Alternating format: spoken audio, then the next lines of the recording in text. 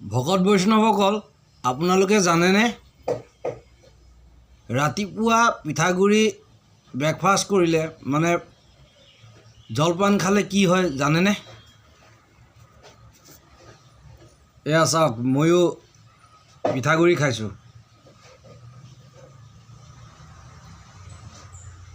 মানুহে এই আঙুলিটো টাচ কৰি পেলাই খায়, মই কিন্তু বিশেষ টাচ কৰি নাখাওঁ, এনেকৈ খাওঁ।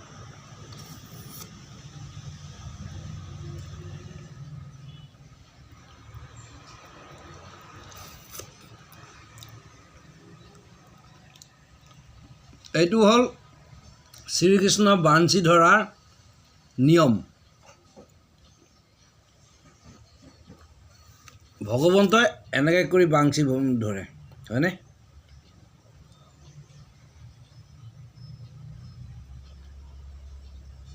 গতিকে বাঞ্চি ধৰা সময়তো এইটো ভগৱন্তৰ ৰুল হয়, ভগৱন্তৰ নিয়ম নীতি হয়, ভগৱন্তৰ আচৰণ হয়। সেইকাৰণে এইটো কৰি পেলাই খালে আমাৰ এনেকৈ গোমুখা লৈ কিনি বস্তু প্ৰায় বস্তু খালে মানে সিদ্ধ নাথাকে, মানে পবিত্ৰ হয়। চাওক, এইটো আঙুলি বদমাছ বুলি কোৱা হয়, সেইকাৰণে ইয়াক টাচ কৰি বস্তু খালে আমাৰ অপবিত্ৰ হয়, অপবিত্ৰ খোৱাৰ দৰে হয় আৰু পাপ হয় বুলি কয়। সেইকাৰণে কিছুমান বস্তু এনেকৈ খাব লাগে।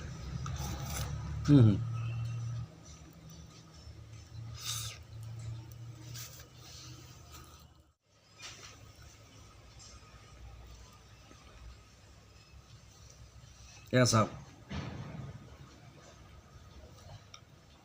কেঁচা পিঠাগুড়ি আৰু গুড়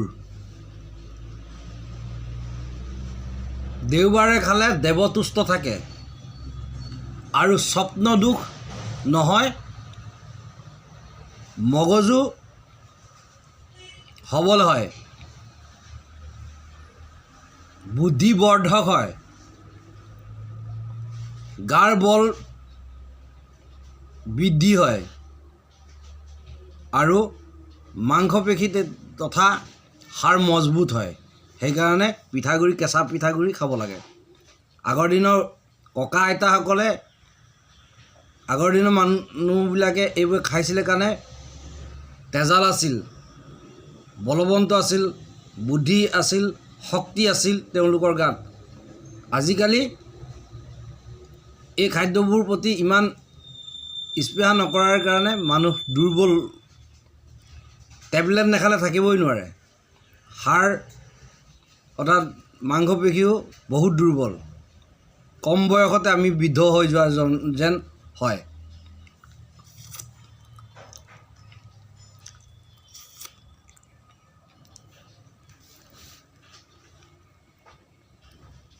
আপোনালোকেও খাই অভ্যাস কৰক, বেছি নহয় এসপ্তাহ খালেই ইয়াৰ প্ৰমাণ পাই যাব।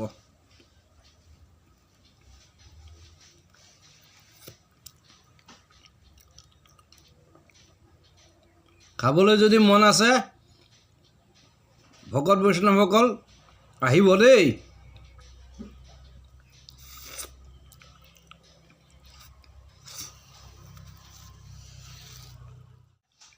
বল বুদ্ধিবৰ্ধক, বীৰ্যবৰ্ধক এই কল খাবলৈ লৈছোঁ।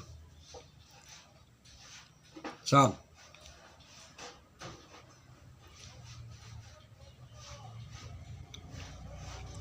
সপ্তাহত 3 বাৰ খাওক, আপোনালোকৰ মন প্ৰাণ সকলো ঠিক থাকিব, ভাল হৈ থাকিব, সুস্থ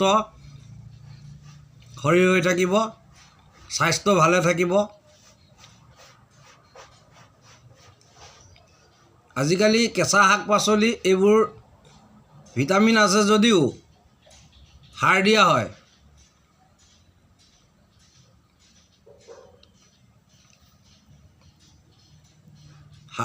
সাৰ নিদিয়াকৈ খেতি কৰা বস্তু খাওক,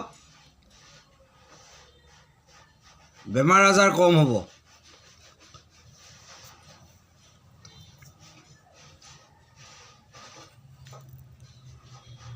ৰাতিপুৱা ভাত খোৱাতকৈ পিঠাগুড়ি খাব চেষ্টা কৰক। আমি ধৰ্ম কৰিলেই নহ'ব, আমাৰ স্বাস্থ্যটোকো গুৰুত্ব দিব লাগিব। স্বাস্থ্যই পৰম ধন। স্বাস্থ্য ভাল নাথাকিলে আমি কি ধৰ্ম কৰিম? সেৱা পূজা কেনেকৈ কৰিম? সেইকাৰণে আমি সুস্বাদু খাদ্য খাব লাগিব, ভাল ভাল বস্তু খাব লাগিব।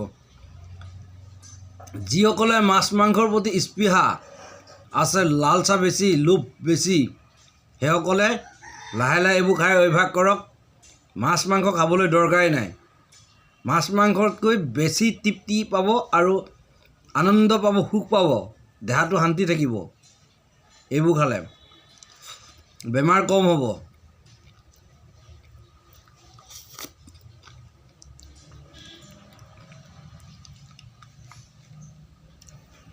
এ লাগে, ডি লাগে, ভি লাগে, বি ভিটামিন লাগে, ই চি যিমান ভিটামিন আছে চব এই খাদ্যবিলাকত আছে। গুড় মিহলাই খাওক। বুধবাৰ দিনাখন গুড় পিঠাগুড়ি খাওক, বৃহস্পতিবাৰ দিন গুড় পিঠাগুড়ি খাওক। তেতিয়াহ'লে লক্ষ্মীনাৰায়ণ প্ৰসন্ন থাকিব আৰু গুৰু বৃহস্পতি ঠিক থাকিব, গুৰু ঠিক থাকিব।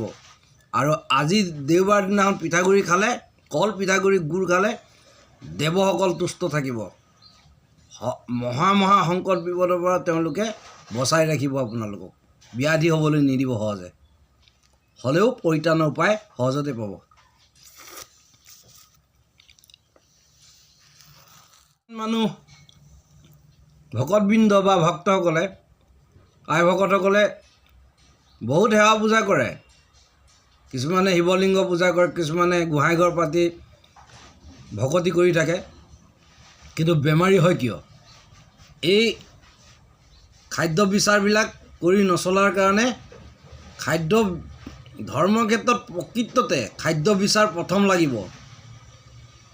নীতি নিয়ম বিচাৰ আৰু খাদ্য বিচাৰ লাগিব, তেতিয়াহে ধৰ্ম কৰ্ম কৰাৰ ক্ষেত্ৰত ভালকৈ কৰিব পাৰিব, নহ'লে নহ'ব। নহ'লে ধৰ্মৰ প্ৰতি বিশ্বাস নাথাকিব, ভগৱানৰ প্ৰতি বিশ্বাস নাথাকিব। বহুত মানুহ, বহুত ভকতবৃন্দ আছে, ভক্তসকল আছে এনেকুৱা যে বেমাৰত পৰে, ভগৱানৰ প্ৰতি বিশ্বাস হেৰুৱাই পেলায়। কিয়? ভুল খাদ্য, ভুল আচৰণ, ভুল নীতি নিয়ম পালন কৰাৰ কাৰণে এনেকুৱা হয়।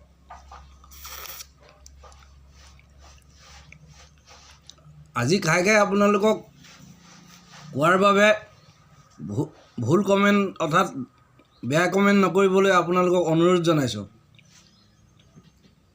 আপোনালোকক প্ৰমাণস্বৰূপেহে এইখিনি দেখুৱাই আছোঁ।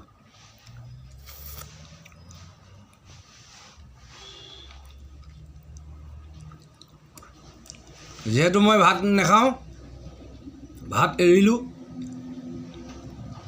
ভাত খোৱা ভতুৱা হয়, কানি খোৱা চুৰ হয়, ভাং খোৱা ভাঙুৱা হয়।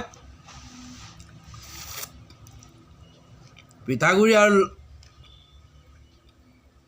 ৰুটি খোৱা গা মন লঘু হয়, ৰোগ কম হয়। আজিলৈ ভিডিঅ'টো বেছি দীঘলীয়া নকৰোঁ। অন্তিমত এই কলটো খাই ভিডিঅ'টো সামৰণি মাৰিব বিচাৰিছোঁ।